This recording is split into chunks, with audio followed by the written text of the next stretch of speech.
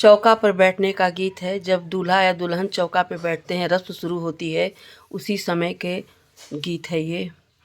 अरे अरे दादी कवन दादी तू नायासी,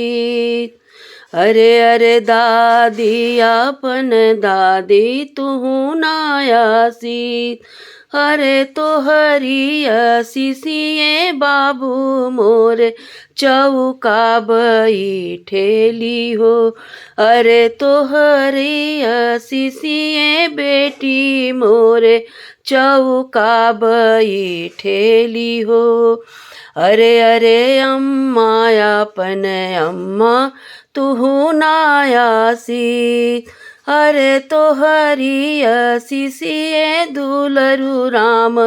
चौका बैठेल हो, अरे तो हरिया सिसिए दुलारो बेटी चौका बैठेली हो, अरे अरे ताई कवन ताई तू नायासी, अरे अरे चाची कवन चाची तू नायासी, अरे तो हरिया सिसिए दुलरु राम चौका बैठेल हो, अरे तो हरिया सिसिए दुलारो बेटी चौका बैठेली हो, अरे अरे बुआ अपन बुआ तू नायासी, अरे तो हरिया सिसिए दुलरो बेटी चौका बैठेली हो,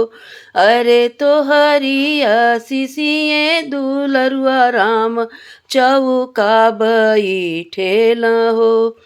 दूधवे नहैया भैया पुत में तू फरिहा, बाँस ऐसन पसरा बेलयस